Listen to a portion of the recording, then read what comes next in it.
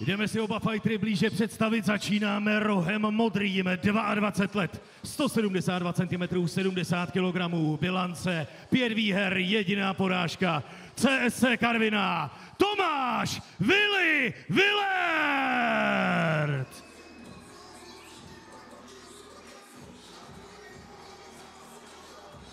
Roh červený, 21 let, 178 cm, 70 kg, 2 výhry, 1 porážka. KBC Přerov, Štěpán Nevřela! Tak a máme tady druhý zápas, Nevřela versus Fight podle Wilhelm. pravidel IMAF Lightweight Division na 3x3 minuty, rozhodčím je pan Josef Louč. Tak a jdeme do prvního kola.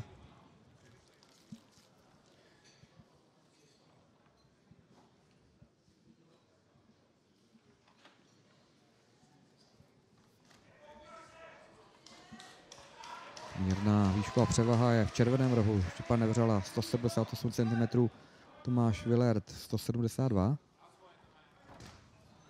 Hned tvrdým loukíkem začal Nevřela. 5 na přední nohu.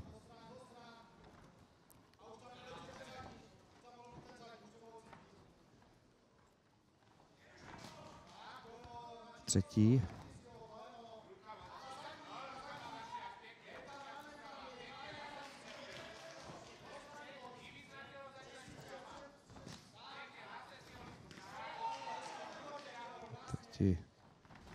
Willert zazlobil kopem.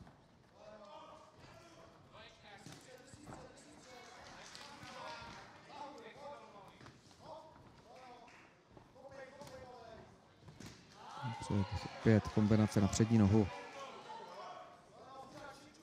Dobrá přední. Nevřeli, našla svůj cíl.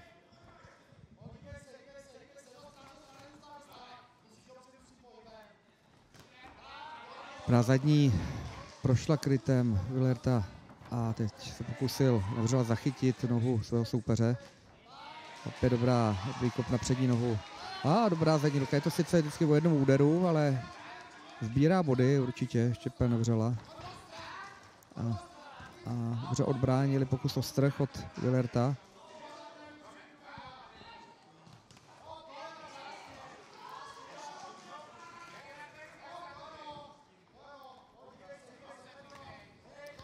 Tím je určitě zápas podle v režii Štěpána Nevřely, který dokáže hlídat si svého soupeře a trefovat údery, které potřebuje.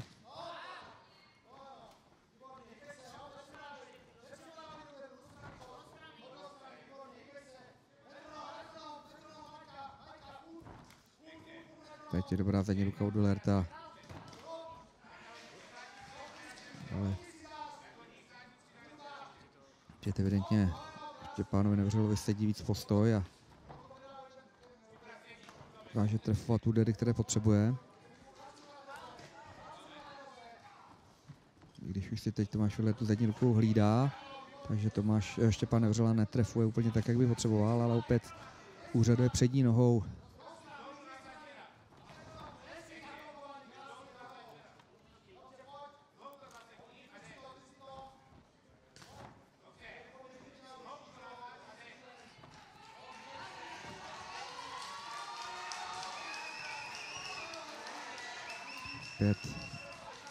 To je sice o jednom, o dvou úderech, což je trošku škoda, ale dokáže Štěpán Nevřela trefovat svého soupeře. Dobré koleno na tělo, ale sebralo kyslík Tomášovi Willertovi.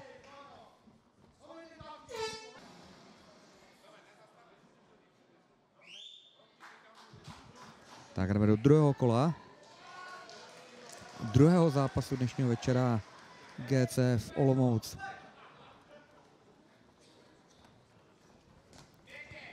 Teď ale dobře Tomáš Willert nachytal trošičku Štěpána Nevřelu.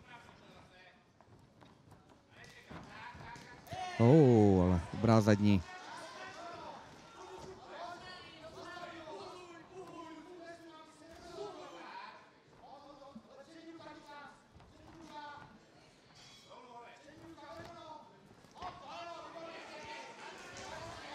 Dobrá přední, teď trefila Tomáše Willerta opakovaně. Dobrý úder na spodek. Trošičku Tomáš Vilert je hodně v defenzivě, ani se nepokouší nějak extra, nechá pracovat Štěpána Nevřelu, což je škoda, protože tím utíká zápas.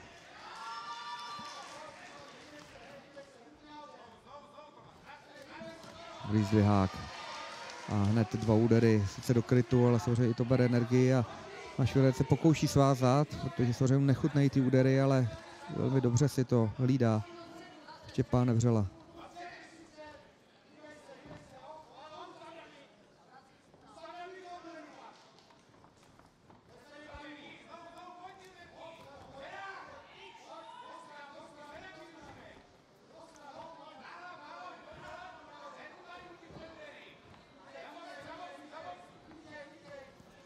Tak máme tady půlku druhého kola a dobrá přední. Nevřeli opět.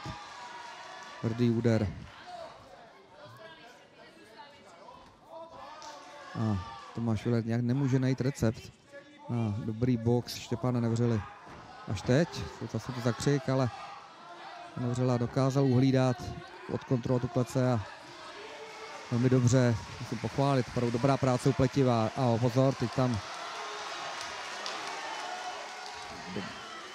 další kombinace, 5 dobré koleno vstřed těla, údery. Tomáš Vilert trošku v problémech, ale dokázal vrátit jeden úder.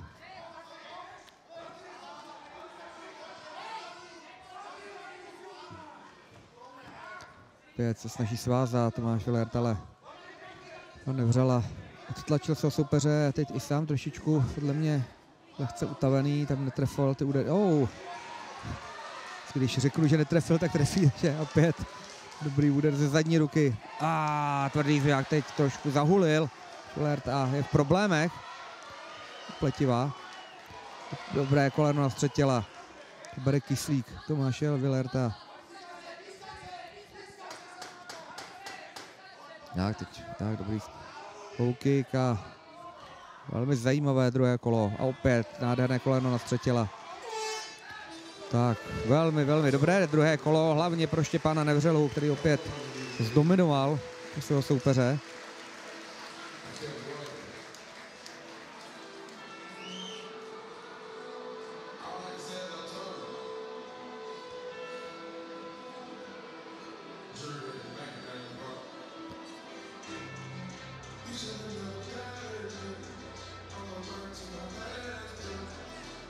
Vidíme to nejzajímavější z druhého kola tohoto fightu.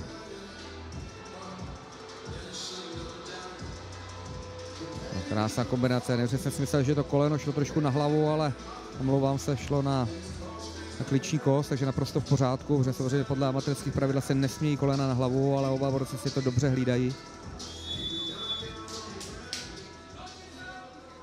Dámy a pánové, třetí kolo před námi, zatím krásný fight, pojďme oba fightery podpořit!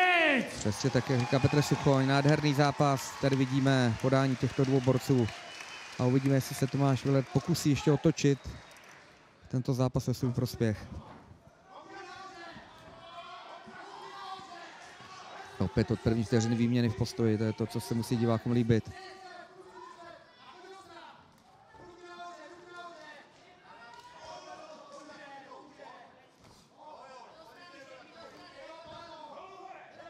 Tomáš Vilert se pokouší trošku sbírat body, ale pozor, teď nachytal Štěpána Nevřelu, myslím si, že ten úder musel cítit.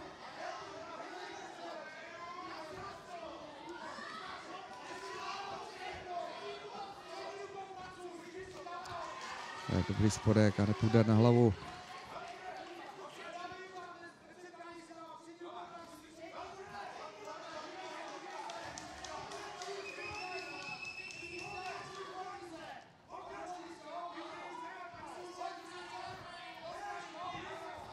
Teď přebíjená prostřed klece a teď jsem přesně neviděl, co se stalo.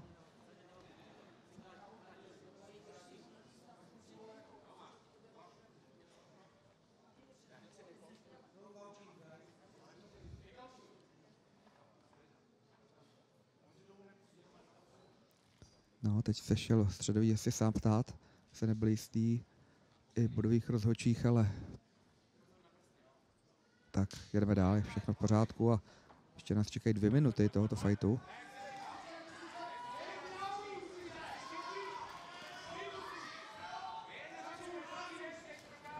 Tak a teď pozor.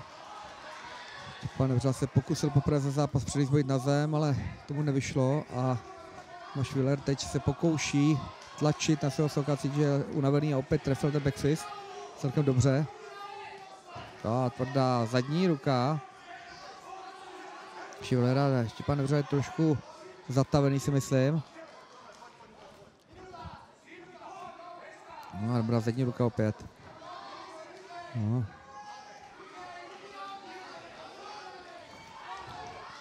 Opět se Tomáš Willer pokusil přenést, ale Štěpán Nevřela dobře uhájil a teď mu vypadl chránič. Tak jdeme dál. Poslední minuta tohoto duelu. A teď Štěpán Nevřela se trošičku vrátil, ale otočka Tomáše Willerta. Tomu Štěpánu Nevřelovi trošičku padají ruce a hned inkasoval na bradu, dobrý úder, ale sám dokázal vrátit. To už je to hodně navoral, opět to koleno, které úřadovalo ve druhém kole na střed těla.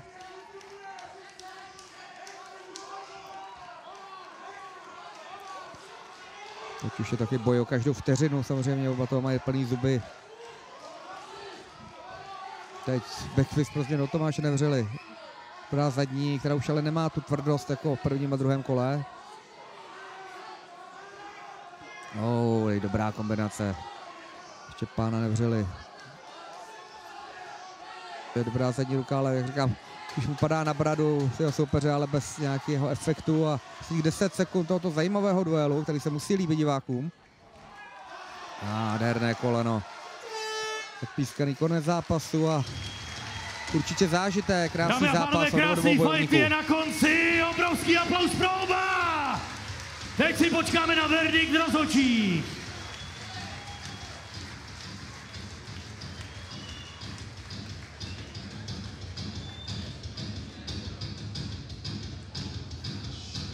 Poprosím, aby na vyhlášení za námi přišli pan Adam Šimoník, jednatel společnosti Adam Šimoník Reality, která je držitelem titulu nejlepší realitní kancelář v Olomouckém kraji podle prestižní ankety Realitka roku, a také pan inženýr Petr Lavrenčík, majitel stavební firmy Rekos. Děkuji.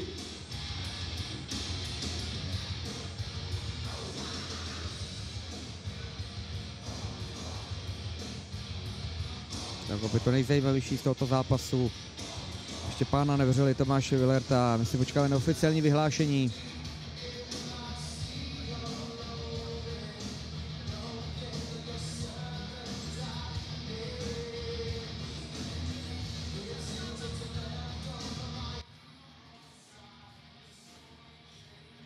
Poprosím oba fightery k rozhodčímu do středu oktagonu a jdeme na vyhlášení. Dámy a pánové, vítězem tohoto fightu se poměrem 3-0 na body stává roh červený Štěpán Nevřela! Určitě zaslouženě minimálně 2 kola šly za Štěpánem Nevřelou. Trošku na konci došla síla, ale dokázal to urvat a i vlastně poslední třetina třetího kola šla podle mě v jeho prospěch a nádherný zápas těch 2 amatérů.